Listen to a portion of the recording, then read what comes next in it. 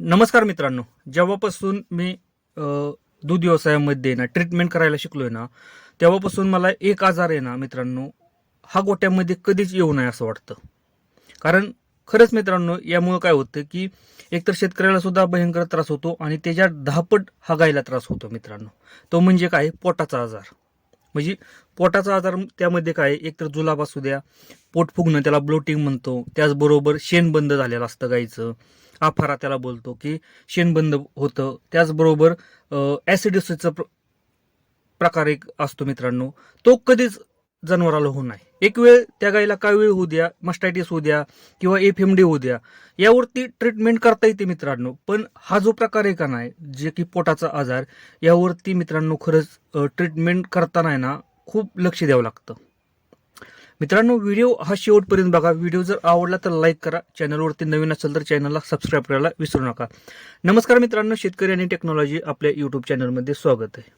बघा मित्रांनो, ज्या टायमिंगला आपण ह्या गोष्टी शिकत चाललोय का नाही ट्रीटमेंटच्या बाबतीत, त्या टायमिंगला एक गोष्ट खरंच लक्षात येते की एक वेळ गाईला गोचिड ताप होऊ द्या, मस्टायटिस दगडी होऊ द्या किंवा गाईच्या गर्भाशयात इन्फेक्शन होऊ द्या, ह्या गोष्टी 2 ते 3 दिवसामध्ये क्लिअर होऊन जातात आणि यावरती ट्रीटमेंट करायला लगेच औषधं म्हणजे समजतात, मेडिसिन समजतात की बाबा मस्टायटिस झाला तर याला काय करायचं, किंवा इन्फेक्शन असेल गाईच्या गर्भाशयामध्ये तर काय करायचं. पण हा जो प्रकार आहे ना, पोटाचा आजार, म्हणजे पोटामध्ये झालेला आजार आहे ना, यावरती ट्रीटमेंट आहे ना करताना आहे ना लवकर समजतच नाही. कारण ही ट्रीटमेंट करताना आहे ना, एकतर जो आजार झालाय ना, जो काही झालंय आतमध्ये हे समजतच नाही. कारण प्रॉब्लेम काय झालेला असतो की एकतर गायीनं खाणं पिणं बंद केलेलं असतं, डिहायड्रेशन मध्ये गाय गेलेली असते, म्हणजे गायच्या बॉडीमधलं पाणी हे कमी होत चाललेलं असतं. यामुळे गाय सुकून गेलेली असते, गायचं शेण पडत नाही कधी कधी, गायच्या रुमन मधली क्रिया, रुमन हे बंद झालेलं असतं, म्हणजे जे रुमन हलत असतं ते क्रिया बंद झालेली असते. गायच्या रुमन मध्ये समजा पीएच वाढलाय का कमी झालाय पीएच लेवल, हे पण समजत नाही लवकर, जोपर्यंत आपण त्या गोष्टी चेक करत नाही. गायला ट्रीटमेंट नक्की काय करायची, ह्या गोष्टी जोपर्यंत आपण समजून घेतो ना, तोपर्यंत गायची लेवल, म्हणजे जी इम्युनिटी सिस्टीम असेल ना, गायची प्रतिकारशक्ती हे कमी झालेली असते मित्रांनो अशा टायमिंगला. म्हणून एक गोष्ट गोठ्यामध्ये काळजी घेण्याची आहे मित्रांनो, ते म्हणजे काय की गायीला कोणताही आजार होऊ द्या बाकीचं, पण गायीला पोटाचा आजार होऊ देऊ नका. कारण यावरती ट्रीटमेंट, एकतर ट्रीटमेंटमध्ये आपल्याला ड्रीप लावावी लागते कधी कधी, त्यामुळे ट्रीटमेंट ही महाग जाते. ट्रीटमेंटमध्ये काय होतं, डिहायड्रेशन जर गाय झालेलं असेल तर त्या टायमिंगला ड्रीप ही लावावी लागते, त्या टायमिंगला ट्रीटमेंट ही महाग जाते मित्रांनो.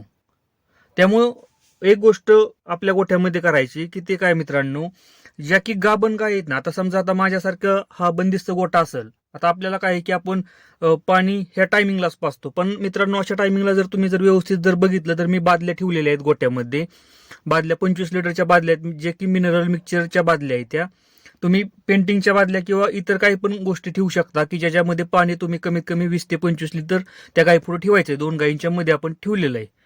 आता उन्हाळा आहे, यामध्ये काय होतंय की आपण का ठेवलंय मित्रांनो, आता एका साईडला ठेवल्यात एका साईडला नाहीत. कारण आपण एका साईडला ज्या गाभण गायी आहेत ना त्या गायींसाठी ठेवलेल्या आहेत, बाकीच्या आपल्याकडे बादल्या अजून अवेलेबल नाहीत, म्हणून आपण त्या अजून ठेवण्याचा प्रयत्न करतोय, कारण ते वासरं पालती करतात.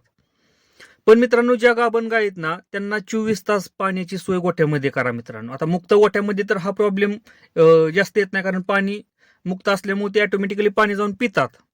पण बंदिस्त गोट्यामध्ये सगळ्यात जास्त प्रॉब्लेम येतो की गायींना उन्हाळ्यामध्ये पाणी कमी पडतं, आणि पाणी कमी पडलं की रुमनची जी क्रिया आहे ना मित्रांनो ती स्लो होते, किंवा रुमन मधले जेवढं पाणी लागतं रुमनला तेवढं भेटत नाही, आणि त्यामुळं ते रुमन बंद होतं, आणि मग हे शेण बंद असू द्या किंवा ब्लोटिंग सारखं आजार असू द्या, हे गायींमध्ये तयार होतात. मग अशा टायमिंगला मित्रांनो लक्षात असू द्या की गाभण गायींना तर कमीत कमी कंटिन्यू पाणी आपल्याला दिलं पाहिजे, कंटिन्यू पाणी तिच्या शेजारी पाहिजे. ज्या टायमिंगला गाय उठल त्या टायमिंगला गायीनं पाणी पिलं पाहिजे. मी रात्रीच्या 12 वाजता जरी उठलो, 1 वाजता उठलो मित्रांनो लघवीसाठी किंवा इतर कोणत्या कारणासाठी, तर मी त्या टायमिंगला बघितले की गायी 12-1 वाजता रात्रीच्या पाणी पिताना सुद्धा बघितलेले आहेत गोठ्यामध्ये. म्हणून मित्रांनो काय करा की एकतर ट्रीटमेंट आपल्याला खूप महाग जाते पोटाची आजाराची, आणि यापासून जर आपल्याला गाय वाचवायची असेल तर आपल्याला पाण्याची सोय ही गोठ्यामध्ये करावीच लागणार आहे.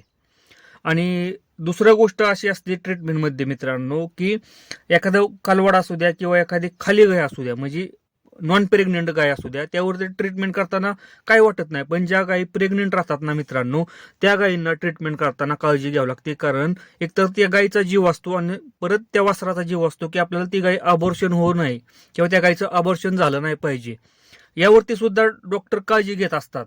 त्यामुळं काय होतं की अशा टायमिंगला हाय रिस्क जास्त करून डॉक्टर घेत नाहीत गोट्यामध्ये. तुम्ही बघितलं असेल की हाय रिस्क किंवा हाय अँटीबायोटिक असू द्या किंवा जास्त रिस्क हे घेत नाही ती, कारण अशा टायमिंगला अबॉर्शन होण्याचे चान्सेस राहतात मित्रांनो. मग ह्या गोष्टी जर आपल्याला गोठ्यामध्ये जर वाचवायच्या असतील ना, तर एक गोष्ट लक्षात असू द्या, कमीत कमी गाभण गायींसाठी तर 24 तास पाण्याची, चांगल्या स्वच्छ पाण्याची सोय करा गोठ्यामध्ये मित्रांनो. हा प्रॉब्लेम गोठ्यामध्ये येणार नाही. नाहीतर हा प्रॉब्लेम जर गोठ्यामध्ये एकदा यायला लागला ना मित्रांनो, तर खरंच खर्च तर जास्त होतोच आणि त्याबरोबर ती गाय सुद्धा खराब होते, गायचं अबॉर्शन सुद्धा होण्याचे चान्सेस राहतात. मित्रांनो, व्हिडिओ जर आवडला असेल तर लाईक करा, चॅनलवरती नवीन असेल तर चॅनलला सबस्क्राईब करायला विसरू नका. धन्यवाद.